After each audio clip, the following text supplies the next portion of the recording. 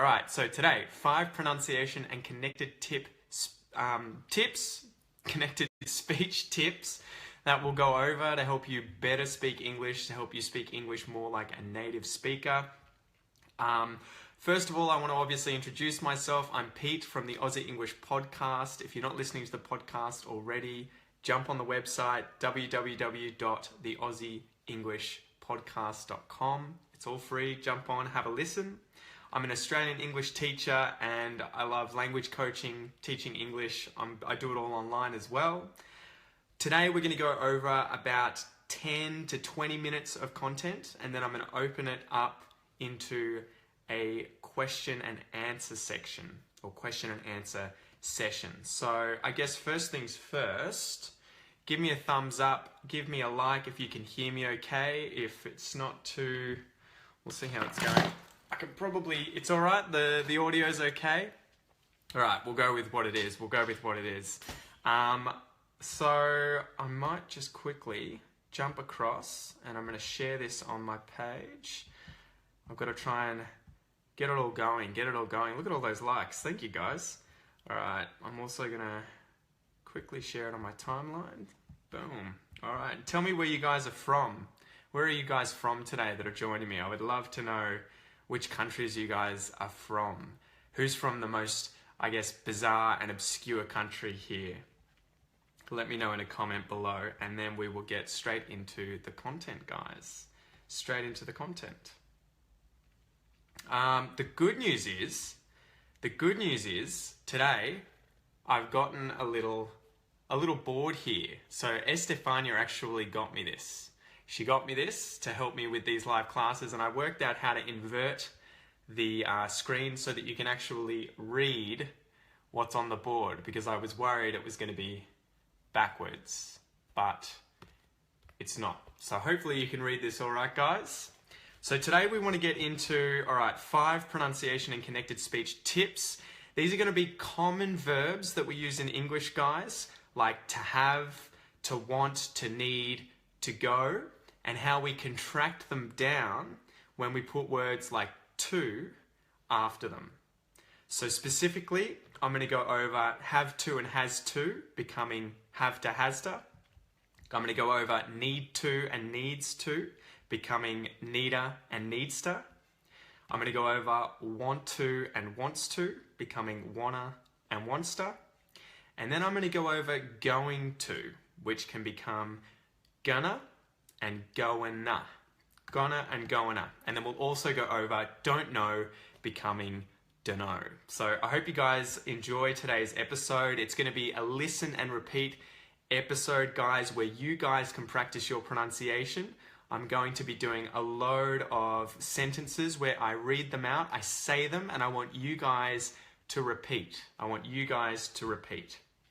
All right, so the first one is that the verb have to, where's my hand here? Have to have to, this is in the present tense, like I have to, and has to. When we say this with quick pronunciation, quick connected speech, it turns into have-to or have-da and has-to or has-da. So the T can become a bit of a D sound. Have-to or have-da, has-to or has-da. So let's go through some example sentences, guys. Make sure you write that down. Keep a note of it. So listen and repeat after me, guys. Treat it as a substitution exercise if you want. If you listen to the podcast, you'll know what that is already. If you don't, the substitution exercise is going to be that I say the sentence first clearly, and then I want you to contract it and say it with the pronunciation connected speech tip. So for example, the first one is I have to leave. And I want you to convert that into I have to leave. So do you get it? All right, listen and repeat after me, guys, and let's practice this pronunciation and connected speech. I have to leave. I should actually probably say it uncontracted first. I have to leave. I have to leave. You have to leave. You have to leave. I might actually change these verbs. He has to go. He has to go. She has to eat. She has to eat. We have to stay. We have to stay. They have to watch. They have to watch. It has to change. It has to change. Good job, guys. Good job. Remember, give it a thumbs up if the audio's all good. And while we go to the next one, I want you to write a comment using havda or hasda plus a verb.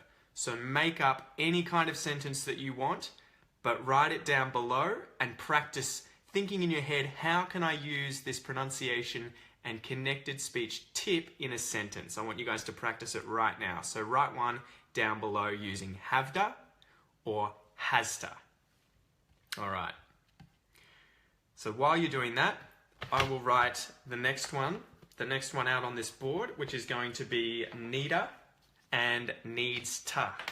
Needa and needs ta. So let's get this down. Needa and needs ta. And this is need to or needs to. Too easy, huh? So there you go, guys. Here's the next one. I'll have to work on my handwriting. So need to or needs to becomes needa or needsta. Needa or needsta. And a quick reminder, we don't write this ever. We don't write it like this. This is how it's said. So this is how I would imagine writing it if it were written like this, as to how I pronounce it. So let's go through those sentences, guys. I'll use the same verbs as the previous one, but this time I'm using the verb to need, to, and then something else. So remember, treat it as a listen and repeat exercise, guys, and practice your pronunciation right now, right here, and try and sound a bit more like an Aussie, okay? Let's go. I need to leave. I need to leave. You need to wait. You need to wait. He needs to go. He needs to go. She needs to eat. She needs to eat. We need to stay. We need to stay. They need to watch. They need to watch. It needs to change. It needs to change. Good job, guys. Good job. So we're doing listen, repeat exercises here. We're practicing our English pronunciation. We've just finished need to or needs to, becoming needa and needsta. And remember, in the break here, write a sentence below using needa or needsta that you come up with. Practice it right now. Say it aloud. Write it down in a comment. And also, let me know where you guys are from. I would love to know where you guys are from. So also, maybe try and make a sentence whilst also telling me where you're from. And put that in the comment below, guys. In the comment below. And while you do that, I'll write out the next one, which is going to be want to and wants to. And before I tell you how that's pronounced or how I would write that, can anyone write in a comment below how you would contract want to and wants to? I'll write it down now for you guys. So want to and wants to is wanna and wantsta. What do we do that with? Oh no. My non-English spelling is atrocious. wants to. All right, so here's the next one, guys. Want to becomes wanna, and wants to becomes wantster. And I'm sorry about my handwriting. I have the handwriting of a 5-year-old, but I will work on it. I'll work on it. All right, so we're going to practice want to and wants to. We're going to repeat a few sentences here, guys. So this is a chance for you to practice your English at home right now. Practice your pronunciation. Either listen and repeat after me, exactly as I do, or try and anticipate these contractions. And when you hear the first sentence, say the second one with the contraction. And then when I say the second one, you can see if that's the right answer or not. All right. I want to leave. I want to leave. You want to wait. You want to wait. He wants to go. He wants to go. She wants to eat. She wants to eat. We want to stay. We want to stay. They want to watch. They want to watch. It wants to change. It wants to change. Good job, guys. Good job. One little thing that I want to mention there. Did you guys notice what happens to the word want to and what happens to the T in there? The T and how it just disappears. So quite often, the T at the end of words that end with an NT, the T disappears. So I'll say, instead of want, I'll say want. And that's why it's wanna, because the T sound has disappeared and we just say wanna. And it is exactly the same for going to becoming gonna. The T disappears.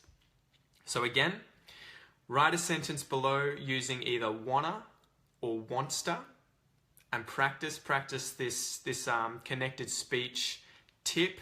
Think about a sentence. Tell me where you guys are from and give me a thumbs up or a love heart if you can hear me okay as well. We'll double check that because I know that technology can be dodgy sometimes. And while you do that, again, before I forget, we'll do the next one, which is going to be going to plus a verb. So this is the same for all of the different pronouns this time because you have to conjugate it with the verb to be. I am going, you are going. So this equals gonna. All right, so there you go, guys. When we have going and then a verb, going to do, we say gonna. However, if it's going to a place, we say goin' a place or goin' a place.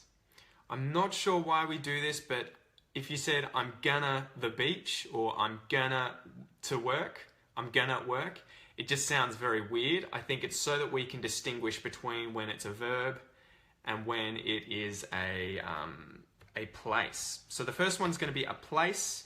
We're going to go through and practice our pronunciation using going to. Remember to conjugate it with the verb to be. I am going to becomes I'm gonna. So even I have to practice these, guys. All right, so listen and repeat after me or treat it as a substitution exercise, guys. I'm going to leave. I'm gonna leave. You're going to wait. You're gonna wait. He's going to go. He's gonna go. She's going to eat. She's gonna eat.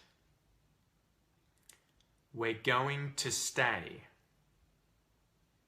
We're gonna stay. They're going to watch.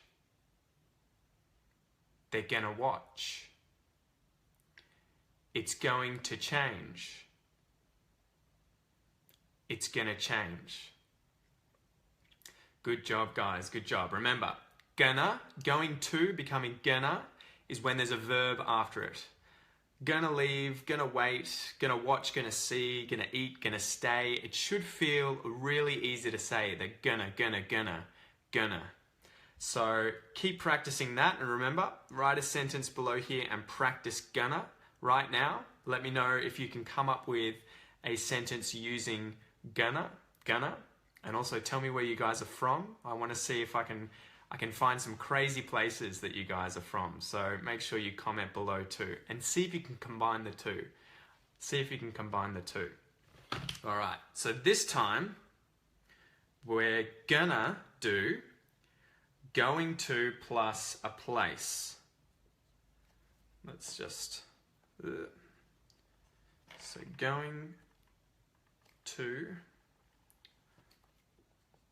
plus place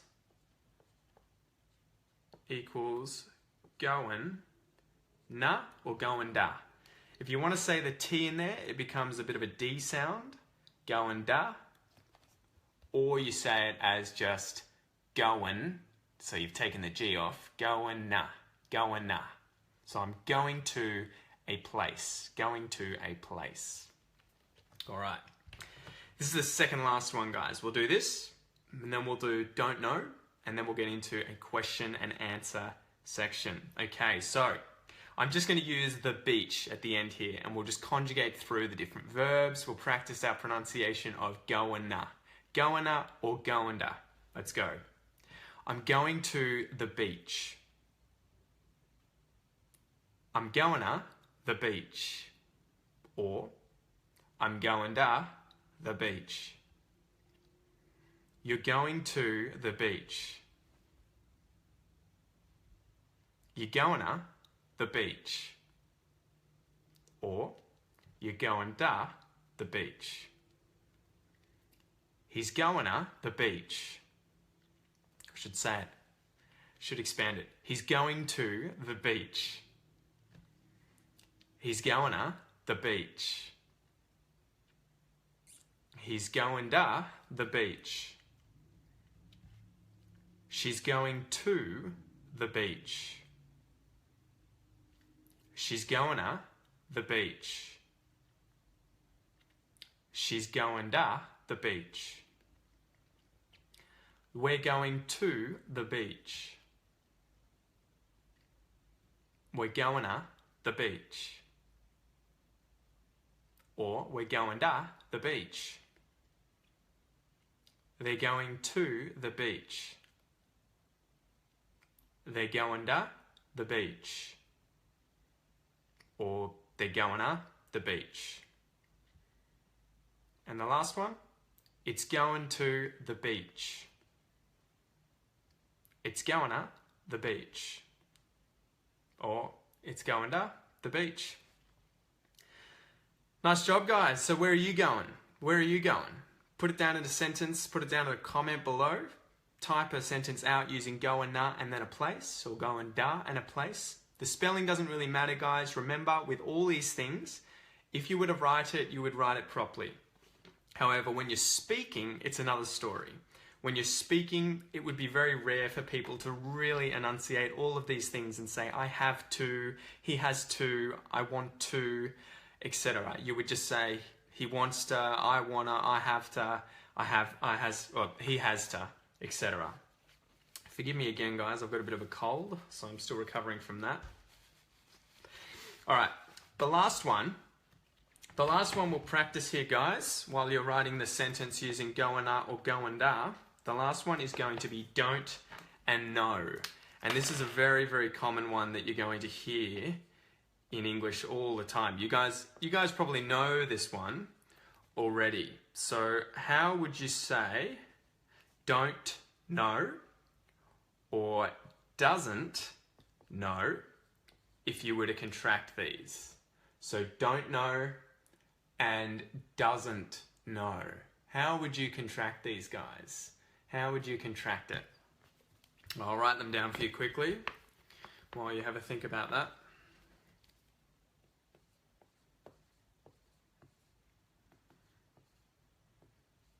Good. So the first one, don't know, becomes dunno. Exactly. And the second one, doesn't know, becomes doesn't know. So the T just disappears. Doesn't know. He doesn't know. I don't know. We don't know. So let's go through a few sentences, guys. We'll just conjugate those through and just say simply don't know or doesn't know. Listen and repeat after me, guys, or treat it as a substitution exercise. I'll say it correctly first, and then I'm going to say it with the contracted pronunciation. Let's go. Might have a quick drink first, actually. Starting to lose my voice. I don't know. I don't know.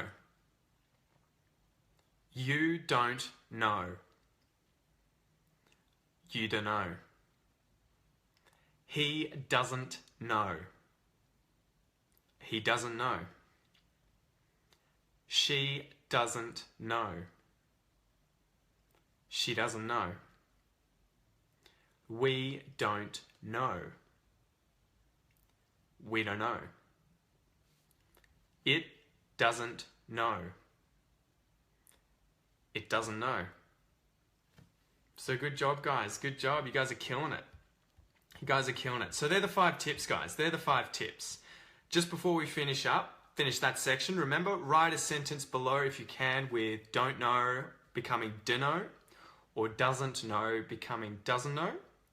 And while you're doing that, I might just quickly give you the spiel regarding why it's important. So I want to talk about why pronunciation and connected speech is important. Everyone seems to always focus on pronunciation and getting the accent correct. But a lot of the time I feel like people overlook, so they don't look directly at, they overlook, they miss the fact that pronunciation and connected speech can be more important than accent. More important than accent. You heard that correctly. Why do I think it's more important? If someone who speaks English like a native uses perfect pronunciation, but they don't use connected speech, they sound just as strange as someone with a very, very thick accent. With a very thick accent. So if I was to speak like this forever with my friends all the time, that would be more distracting to me as a native speaker, even if I was completely pronouncing everything correctly, but had no connected speech. That would be stranger, that would be harder to listen to than someone with a thick accent, but who is getting the pronunciation and the connected speech part correct. And it's the same for grammar. Grammar is important, but it's not the be-all and end-all of everything with language learning. A lot of the time, you just need to know the basics, get a feel for it, and then practice, using it, and then slowly polish it off as you go. Anyway, back to pronunciation and connected speech. I really recommend focusing on this a lot more than focusing just on doing your accent or trying to reduce your accent. If you nail this stuff, even with a thick accent, you're going to sound more like a native than someone who pronounces everything perfectly but doesn't contract things like a native. So there's three different layers to this, guys. There's 3 layers. You've got the basic accent, so people nailing the different vowels and the different consonants. Obviously that's important, but that's one layer. Then you've got the connected speech with words they contract and how they contract them. That's important in learning a language. And then also obviously there's the language they use, so the slang and everything they use. I have that for a later question, but I thought it made sense there. Anyway, so that's it for today's lesson, guys. It's going to be a question and answer lesson or section or session right now. So if you guys have questions, put them in the comments below. If you want me to answer something, if you want me to talk about Australia, talk about myself, talk about anything you want, now is the time to chuck your questions below, guys. In the meantime, I have a few questions here from people who sent them to me during the week. So, Manuel asked, what does the expression, a problem shared is a problem halved? What does that expression mean? Manuel wants to know. A problem shared is a problem halved.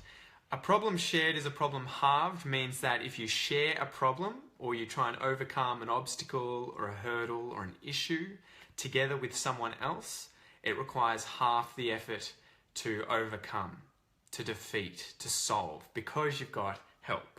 So the basic idea there is that you should always try and find someone to help you, and you should help others, because a problem shared is a problem halved.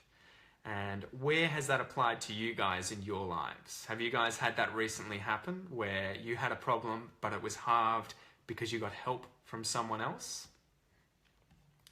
The next question comes from Dong. Dong wants to know, could you please explain a bit about the difference between the words chart, diagram, graph, and figure? All right, so I had to actually look these up because I sort of know how they're used, but at the same time, there's a lot of overlap. Some are used in some areas, some are used in different areas, but I've got the definitions for these words and I'll go through them for you, Dong. Okay, a chart. Number one, a chart is a sheet of information. So think of a piece of paper, whatever shape the piece of paper is, and it's in the form of a table, a graph, or a diagram. So a chart is a sheet of information in the form of a table, a graph, or a diagram. A diagram is a simplified drawing showing the appearance, structure, or workings of something. So a schematic representation. So if I drew a diagram of, say, the outlay of my bedroom, it would be a very basic picture, a very basic diagram showing where the door is, where the walls are, what's in my room. So it's not lifelike, it's just a rough drawing, it's a diagram. A graph, here's where they all overlap and they all use each other as definitions. A graph is a diagram showing the relation between variable quantities. So typically of two variables or more, each measured along one pair of axes on a right angle. So a graph, imagine you've got what we call a histogram, and that's where you have two columns like this. You've got the different objects that you're comparing down the bottom, and then on the y-axis, I think it is, the y-axis, you've got the value. So for instance, I could say that I own 5 houses, and that would go to here, and someone else owns 10 houses, which would be twice as high. So a graph shows that information. That's a graph. That's a graph. A figure, the last one, a figure. A figure is a number, especially one which informs part of official statistics, so it can be a number. Do you have a figure for the price of this house? But I would also use that as any kind of image, or so it could be a chart, a graph, or a diagram that's used in a scientific paper. If it's a picture of something in a paper, it's a figure. So I hope that helps. That was a long-winded answer, but there you go. So let's see what you guys have sent me before I keep going on to these other questions. Okay. Why did the wombat cross the road? I don't know, Dorothy. Why did the wombat cross the road? Rocio asks, is the T flap, does it sound more like a D or like an R sound, i.e. bite off? Also, what about words like water and better? Are they pronounced with a T flap too? They are.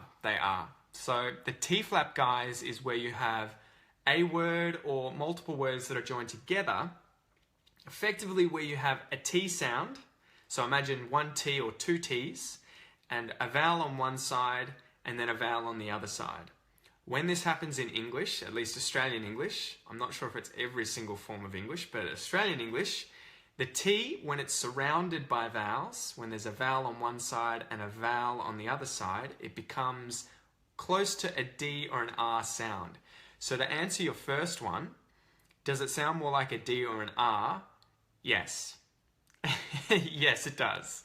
It sounds like both. So I'll say all the sounds together. T versus R.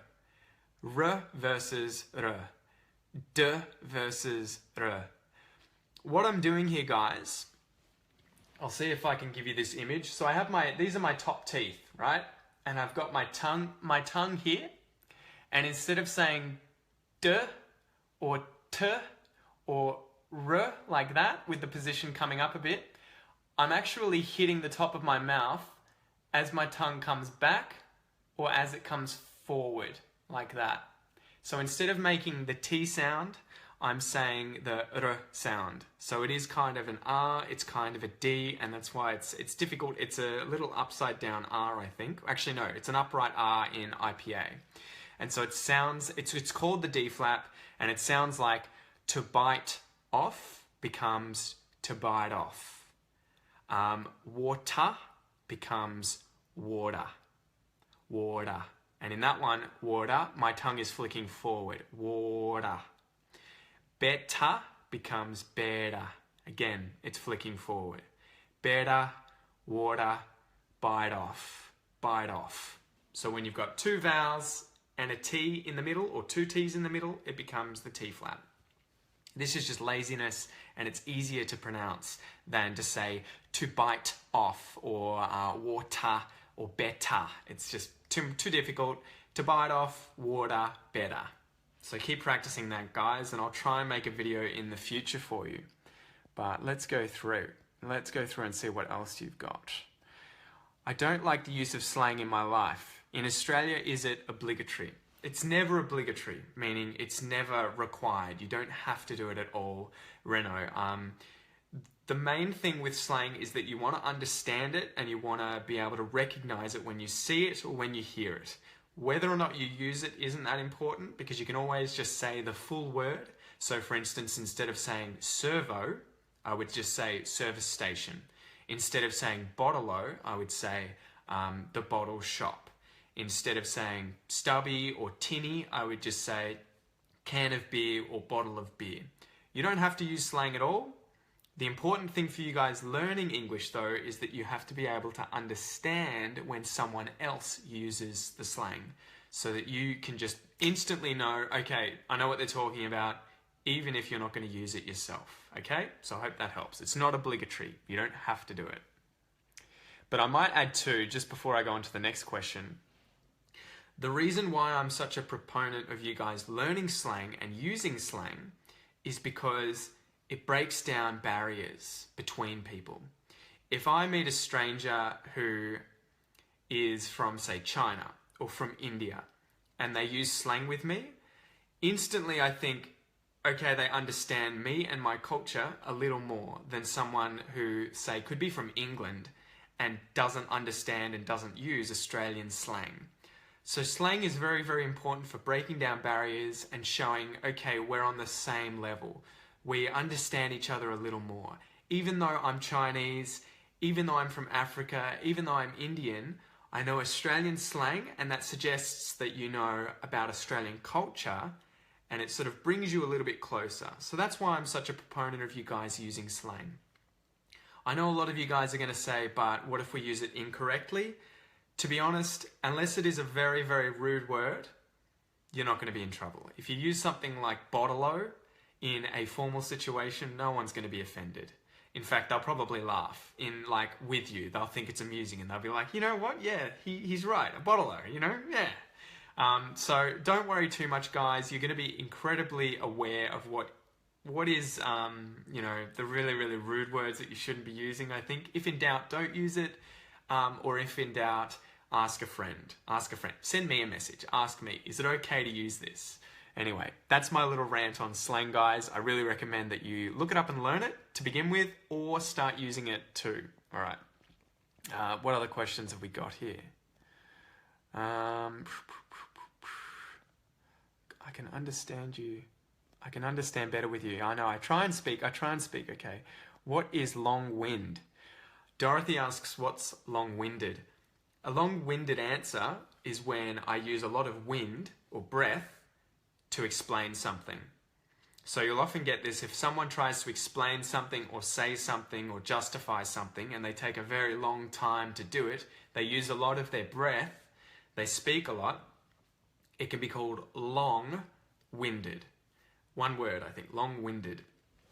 So the idea is that wind is the air coming out of your mouth. So that was a very long-winded answer for what long-winded means. All right, what else? Why is it so hard to understand Australian native people when they speak? Daniela asks, why is it hard to understand native Aussies? I think this is the case anywhere. I have actually a question here that gets to this point. And I'll cover this as well, okay? So this is related to Aldo's question. Could you talk about accents in English and which are the most difficult accents for native English speakers to understand? Irish accents, Scottish accents, Cockney accents, that's part of England, Canadian, Aussie, American accents. Okay, so with all these forms, and it'll be the same with any language where there's dialects. When you've got language distributed across large places, even in Australia, and you have different populations of people using the language differently, the differences that arise lead to difficulties in understanding one another. So it works, language obviously works on these three levels that I mentioned before as well, but I'll do it again. You've got the basic accent, so the way that vowels are pronounced and the ways that consonants are pronounced. It's not always the same within a single population, let alone across different countries that speak the same language, so you have differences there. As a result of the connected speech, as a result of the vowels that are used and the consonants that are used, connected speech can change. So for instance, we were just talking about the T flap in English. So I'd say little, better, to bite off. In England, they use the glottal stop, which is actually in here. It's in the throat. So instead of saying little, they might say little. Or instead of saying better, they'll say better. Or to bite off, to bite off. So that's the next level. Connected speech can change because things are pronounced differently. And so words are contracted and changed in different ways. Beyond that, the third level is that there's slang. There's slang that's used as well as verbs and other words at different frequencies, but principally slang. So the reason that Australian English is so difficult to understand for people who haven't been here before or haven't been exposed to Australian English is because the accent's different from American and British English. We use different vowel sounds, we use different consonant sounds. We then have connected speech that works in different ways. It's not always the same. There are overlaps, but we pronounce things and contract them into connected speech differently. I'm going to go later instead of, I'm going to go later. If you were speaking at a more proper, maybe British way, I'm going to go later. And then the third level, we have different slang. And Australia, unfortunately, is known for its slang. We use a lot of it. And I'm sure this is the case in many different dialects of different languages where I think in order to sort of embrace our culture, we went a little crazy with the slang. All you have to do is start listening and absorbing the language though. So Australian English can be really difficult for people from the US to understand, in fact anywhere that isn't Australia, because they don't get exposed to our language. So they don't watch our TV shows, they don't see our movies, and they don't speak to Australians because there's so few of us. So, and that is why it's funny, for Australians, I think we have a pretty good understanding of other accents because we're constantly exposed to all kinds of American accents, all kinds of British accents, Irish accent, the Scottish accent, the Canadian accent. So we have a pretty good understanding. To get on to the question that Aldo asks though, which is the most difficult one for native English speakers to understand? Well, that's relative depending on which English you speak. For me as an Australian, the hardest accent to understand is probably the Scottish accent, the Glasgow Scottish accent.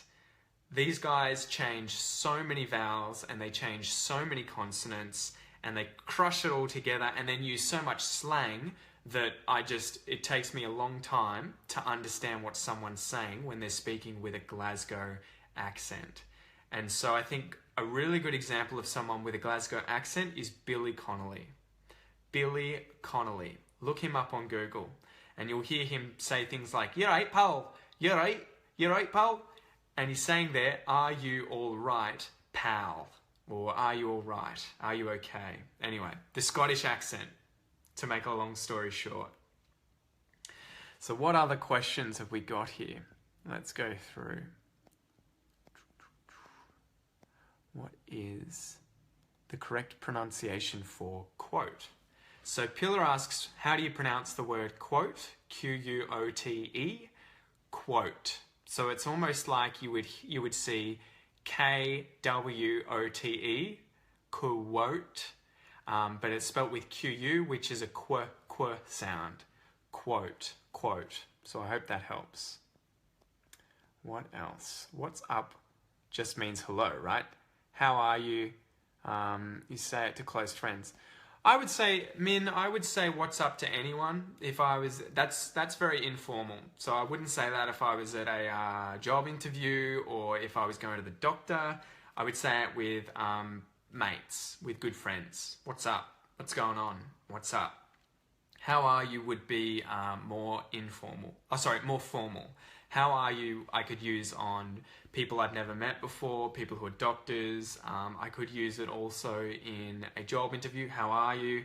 That is probably the height of formal greetings in Australian English, apart from how do you do, which no one ever uses. How are you is probably the most polite way to say hello, you know, that isn't the word hello.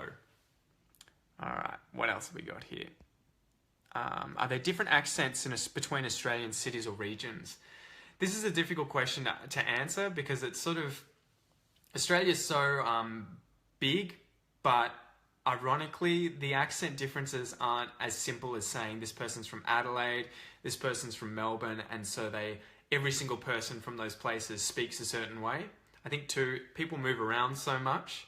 There are differences, but I think these are mostly class differences, if I can be so sort of impolitically correct. So if you have, you know, the Bogan, the lower class, they would speak really strong like this with a stronger accent, probably a little bit more nasally up here. So they speak a lot stronger like this, and they probably use vowel sounds like oi instead of I, so noise instead of nice. Moit, I can't even do it. Mate, they would say probably moit. So they use slightly different vowels, and it's a bit stronger and more nasally. That's the quote-unquote lower class country kind of sound of Australian English. It's the accent that appears when people are only surrounded by other Australians. Then you've got the general accent, which is what I would have. It's just, the general Australian accent. This is pretty much everywhere in Australia, in the cities in particular. And then you'll have the cultivated Australian accent, which is probably a little bit more polite and sounds a little more British. So people would speak a little more properly. So those are the three kind of accents in Australian English. The cultivated, which is very, very posh. The general, like me. And then you'd have the really strong Bogan Australian accent, which is further down the rung there. And you'll meet that out in the country, you know? Anyway, I hope you guys understand what I'm talking about. All right, what else? What else have we got? How do you pronounce psychology? So psychology is the study of the psyche, the mind, of people, the thought. And it's pronounced as psychology. So the P at the front of it is silent. Psi. If you see words with PS, I can't think of a single example where you would ever pronounce the P. It's going to be psych, psyche, pseudo. The P is always silent. All right, more questions. With phrasal verbs, we can keep... With phrasal verbs, we can keep verb and preposition together or split them, which is more natural in spoken English. Okay, so this depends. There are three different kinds of phrasal verbs in English. And I can't remember the third one, but there are transitive and intransitive ones, right? So the transitive one is one that you do to yourself. I get up. I walk over to the shops. Intransitive is when it takes an object. So I beat someone up. So I'm doing the verb to another thing. right? So whereas if it was transitive, I just do the verb to myself. Sorry, intransitive, and transitive is to someone else. So if it's transitive, so it's happening to someone else, you're doing something to someone else, that object is what can be put after the verb but before the preposition, or after both the verb and the preposition. So I beat up Pete can become I beat Pete up. I beat up Pete, I beat Pete up. So because there's that object in there that the verb's acting on, it can go between them or it can go after them. Okay, I hope that makes sense. You'll get a feel for this, you'll get a feel for it. I think in your mind, you'll just have to realize, am I acting upon something? Is something acting upon something else? And in that case, you can play with where the object is. But if it's happening to a thing, so I think in they would be like reflexive verbs, right? I wake myself up. I wake up myself. See, that's where you've taken it and you've made myself the object, and then you can split it, or you can just say I woke up. I woke up. Anyway, I hope that makes sense. But look it up if you're unsure. There's a third kind of phrasal verb, and I can't remember what that is. I'll have to look it up later. But transitive and intransitive phrasal verbs, and the ones that act transitive, I believe, is where you're acting on something else, is where you can split the phrasal verb. So I hope that makes sense. What else? What should I respond when someone says bless you? So we covered this recently, guys. If someone sneezes, achoo, you can say bless you, as in bless you. I would just say thanks. Cheers, thanks, ta, no worries, good on you, you know. Thank you for that, thank you for that. Although it's kind of, you know, redundant. There's no real reason to thank someone for saying bless you. Anyway. Min asks, what is the phrase Bob's your uncle? Bob's your uncle. That's a difficult one to explain. Bob's your uncle I would use when... I'm going to have to look that up because I know how to use it, but I don't know how to explain it. Bob's your uncle. Let me get the answer for you because I want to explain it correctly. So it means like there it is or there you have it. There it is or there you have it, right? So if something happens and then the result occurs as, you know, as a result of the thing happening, you can say, so we did blah, blah, blah, blah, blah, and then this happened, and then Bob's your uncle. You talk about the final result. So, what's an example? Okay, so we were lost in the city. We couldn't find the bus stop. We didn't know where the bus stop was.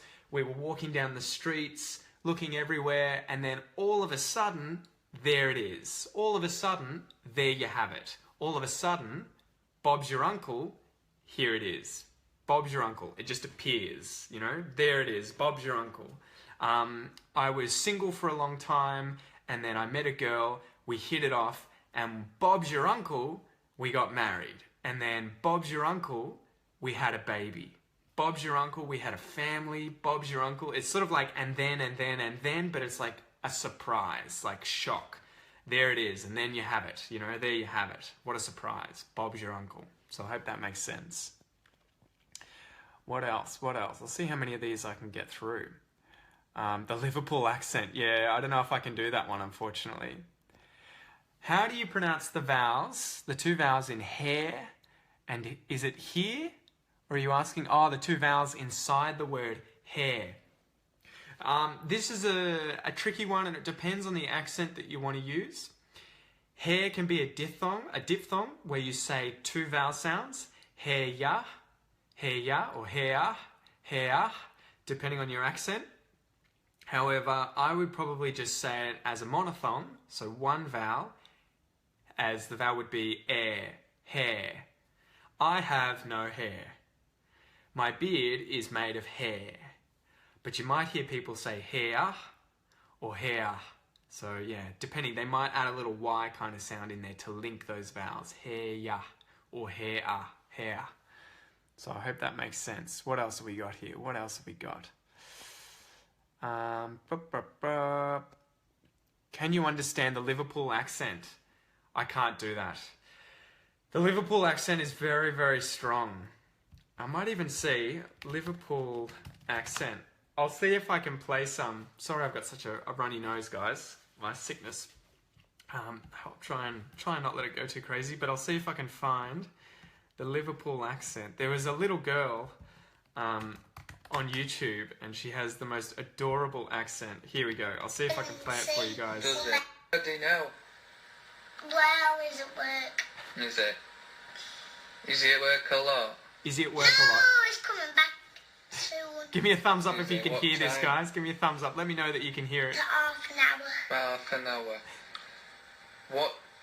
What does he like to eat? What's he like for tea? So this is the Liverpool accent. For onions. He likes Does it? onions. Yes, with onions. What else? Wow, onions. I'll let you guys see. So there's this cute little girl. Come on, hot dogs. Oh, yeah. Yeah, they're nice, aren't they, hot dogs? What else do you like about Daddy? What else do you like about Daddy? Oh, Daddy, like.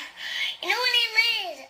Oh. Oh, Daddy, Puts like. his watch on when You know when he goes gets out, up? Put a t-shirt on. Yeah. Take his trousers off. He takes his trousers t-shirt off. And then lay down on his monkey water. Missed it. Can't understand it. Make it without that, like a monkey. Really? Yeah, and get banana. It's funny, isn't it? Yeah. That's funny, isn't it? That's funny, innit? What So does she's- Daddy like to do? She's talking about her dad being a monkey. That's a very, very strong accent from England, guys. So yeah, that's the kind of accent that even I have trouble understanding. And if I was hanging out with this young girl or her family, I would have to say, slow down. I can't understand you when you're speaking. Okay, so yeah, the Liverpool accent is very difficult. I might show you guys, seeing as you're here and you're looking at the accents, the Scottish guy on the roof. So this is the Glasgow accent. So I might just say there's a bit of swearing in this. So apologies for anyone. If you don't want to hear swearing, turn off now. But this is the Scottish accent that I find incredibly difficult to understand. So I think you've got to put it all on. So this guy's stuck on a roof and his friends are paying him out. They're making fun of him and trying to tell him where to put his feet to be safe. But he's getting mixed messages and he's confused. No, because if you take a tumble, you're taking a heater doing it. If you take a tumble, you're taking a header doing it. So you're going to hit your head. I realised that after watching this about 10 times. If you take a tumble, you're going to take a hit and doing it. Try and get both your feet into the flashing and tiptoe down the flashing. Try and base your feet in the flashing and tiptoe down the flashing. If you can stand up on the flashing If you can stand up on the flashing. and hold on to the gutter till you turn, and then as you turn, your foot will hit the metal pin. Anyway, wait for this guy to get angry. It's just another level. You want Andrew? Wait for it. It was going to D there, Andrew. It was going to D. He was gonna die. He was gonna die. Don't put too much weight on it, right? Where the fuck am I meant to put my weight? I can't put my weight in the roof, it's dead, but I can't hold on to it. What am I meant to do with it? Oh, you're not doing it for 5 minutes. You're fucking wank, Steve. Don't shift the weight. What the fuck are you talking about? I can't put my weight on the fucking roof. I can't put my weight in the bottom. That's meant to go. So that's it, guys. He's saying, I don't know where to put my weight. Where am I meant to put my effing weight? I don't understand. What am I meant to do? What do you want me to do? So that's the Scottish accent that I find incredibly difficult to understand. And I only realised what he was saying when they put subtitles down the bottom, okay? So there you go. The Scottish accent is a nightmare. The Liverpool accent's quite a nightmare as well. All right, what else have we got here question-wise, guys? Is on a regular basis in daily life. Gift wants to know, is on a regular basis in daily life. I think in daily life would be that it's happening every single day. So in daily life, I go to work. In daily life, I get up out of bed. In daily life, I eat, I drink, I shower. On a regular basis doesn't have to be every single day. It just has to be regular, meaning that it happens repeatedly. So on a regular basis, I shower, I eat, I brush my teeth. That could be that it is happening every single day, Or it could be that I'm doing it every single week once, but regularly I do it. I do it every single week. I'm just going to let you know that's not true though. I actually shower twice a week. Joking. Every single day. Every single day, guys. More questions. Could you talk about some expressions with keep and catch? And how do we pronounce AY, like maybe and payment? A. So that's another diphthong. A. Just going to blow my nose quickly. Sorry about that, guys. So expressions with keep and catch. I wouldn't be able to do this off the top of my head. I could look it up, but screw it. We'll use an example. I'll talk about keep and catch up with someone. So this is a phrasal verb, guys. Do you guys know what this means? To keep up with someone or to catch up with someone? So if you keep up, it's kind of like maintain the same speed.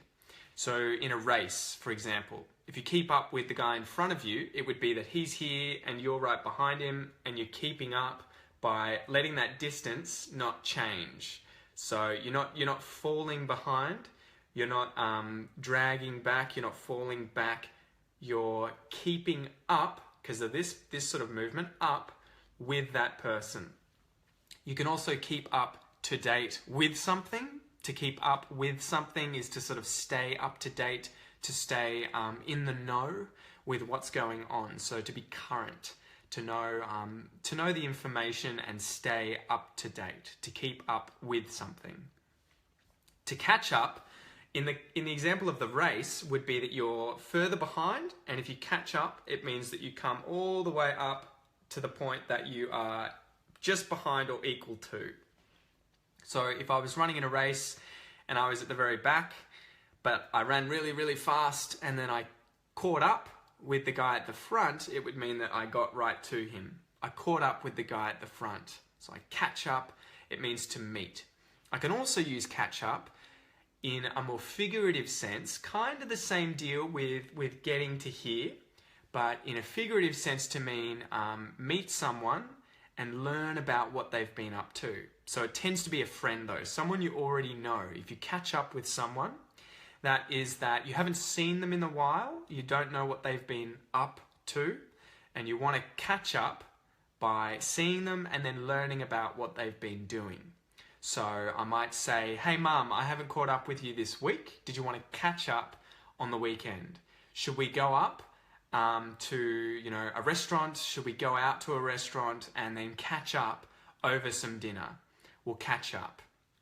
When we do catch up, if we do it on a regular basis, if we do it all the time, then I could say, yeah, I keep up with mum all the time. I keep up with what she's doing. So I stay in contact and I keep that sort of the dialogue between the two of us open and continued so that I'm always in the know and I have the information. So I hope that helps. I hope you like those phrasal verbs. I don't know if they'd be considered expressions, but phrasal verbs using keep and catch. All right. What else? So, my gosh, a lot of comments. You guys are all just... Oh, here we go. So, Ags asks, do you ever say the phrase chuck-a-yui or chuck-a-sickie? Yep, I say both. So, a yui is slang term in Australian English for a U-turn. A U-turn as in a turn where you do it in the shape of a U. So it is in a car or on a bike, some kind of transport. You're on the road. If you do a 180 degree turn, you turn around completely. That's a U-turn, and we refer to that as a UE. A Yui, that's Australian slang. If you chuck a Yui, in this sense, chuck just means do. For some reason in Australian English, we'll often say chuck to mean to mean do, to throw. So throw a Yui here, do a Yui here, chuck a Yui here.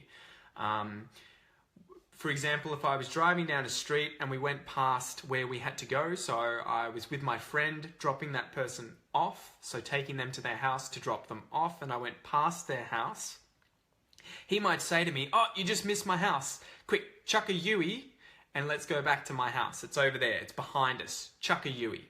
Chuck a Yui. Do a Yui. Throw a Yui. Turn around. Chuck a Yui. Very Australian to use chuck. Chuck, chuck, chuck. Chuck literally means to. I should add, chuck is to throw. To throw. Chuck us the ball is to throw the ball to someone.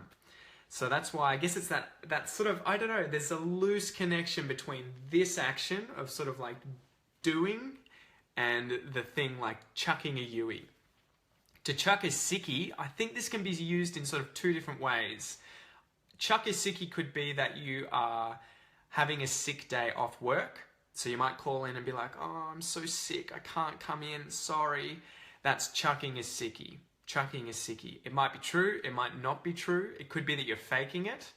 So you're not really sick, but you're saying, you know, I'm not very well, I can't come in. You could say, yeah, he's faking it, he's chucking a sickie. He's chucking a sickie, he's doing a sickie. So a sickie is in a sick day, chucking a sickie is in he's doing it. I think too, you could chuck a sickie as in get angry. So I'm not sure, but it feels like it could be used, yeah, he chucked a sickie over something. So if you chuck a sickie over something, I feel like that would be the idea that he got angry about something. He got angry over something, meaning that something happened and he got angry about it or over that thing that happened. He chucked a sickie over this thing, about this thing, because of this thing. He chucked a sickie. So I hope you like that answer. Hi mate, do Australians say I don't mind when they have to choose between two things? I've heard the Americans do not use it this way. I'd really appreciate you explain it. Yes, I don't mind is just a way of saying I don't care, but it's kind of a politer way. It's sort of like either way is okay. I don't mind. Yeah, that feels very natural to me. I don't mind. Either one is good. Whereas if I said I don't care, that's no longer positive, whereas I don't mind would be either's good, I really want to do either of them. I don't care means I don't want to do either of them, or either one is fine because I'm not invested, I don't give a crap, I don't give a shit, I don't care about these two things. So I don't care is negative, I don't mind is positive. So for example, if my parents said, do you want to go to the movies? There's two movies that we want to see. It's Alien and it's Terminator. I could say, if I wanted to see both of them, I don't mind. I could also say that if I didn't really want to see either of them and I didn't care, but I wanted to be politer because I'm still going, I still want to go, I could say, yeah, no, it's fine, I don't mind. I want to see either, whatever. I don't mind, you choose, you decide. It's up to you, I don't mind. I'm trying to scroll down. Keeping up with the Kardashians, oh my god. Let's not talk about them. Do you know some words that have different meanings in Oz versus the UK? This again, there are lots. UK versus Oz, Australian English, but I couldn't just pull them out off the top of my head. So let's see if we can find some. British English versus Australian English. Let's see if we can find some good examples, guys. And again, all right. Okay, so reckon. Australians say reckon, as in absolutely, which is what the British would say. I'd say reckon or I reckon, and they would say absolutely. Do you want to go to the shops? Yeah, reckon. Do you want to go to the shops? Absolutely. You know, so there's one difference. An accident in British English, we'd also use an accident, but we might use the slang term a prang. A prang. P-R-A-N-G, prang. In fact, I can write these down for you, seeing as I've got this here for you now. So a prang is an accident.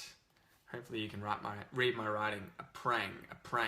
This is an accident that you would have in your car, though. A car accident is a prang, and it's not a severe one. It tends to be you've just bumped into someone, slightly damaged the car, and had a prang. Grog is an Australian term for alcohol, and booze, we use booze as well, as opposed to British people who would say just alcohol, according to this website. There's a lot of them here. Bicky instead of biscuit, yeah, it's pretty much, I think, British English they would tend to use the entire word, and Australian English is just the slang term that we use that's Australian. So they're the main differences.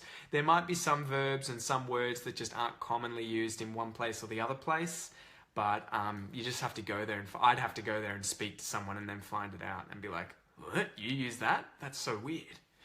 So I hope that answers your question. I might just do a few more and then finish up, guys, because I think I've kept you for about an hour. What's the difference between to keep and to maintain? I don't know how or when to use it. So this one comes from Monica. So to keep and maintain, this is probably one of those examples where there is quite a lot of overlap between how these two different words can be used. To keep something like, okay, to keep a horse, if I had a horse, if I was keeping it, it just means that I've got it. It's mine, I'm keeping it. I'm not giving it to anyone else, I'm keeping it. If I was to maintain that horse, it would be that I am making sure that it's healthy. So I'm maintaining its health, I'm keeping it healthy, but in the sense of like ownership and that it's mine, if I maintain it, then in this sense, it is that I keep the thing good quality, healthy in the case of the horse. If I maintain a car, it would be that I get it repaired, I take care of it, I make sure that everything is running well. If I keep a car, it just means that I have it, that it's all mine. I might not even use it, I might not get it repaired, it just sits in the garage, but I keep it because it's all mine and I don't let anyone else have it. I don't sell it, I keep it. So I hope that makes sense. What else have we got here? If I say I don't care to do something, is it negative? It's not so much, it is. It's like, care in this sense is that you are emotionally invested in the outcome.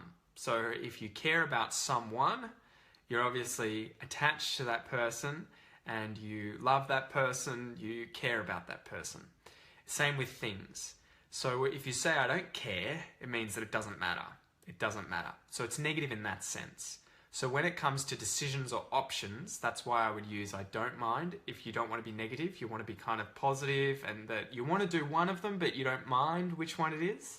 Whereas don't care would be that you could leave it or take it or leave it, take it or leave it. You just don't care either way. If we don't do it, I don't care. If we do it, I don't care. If it's this one, if it's that one, I don't care. What else?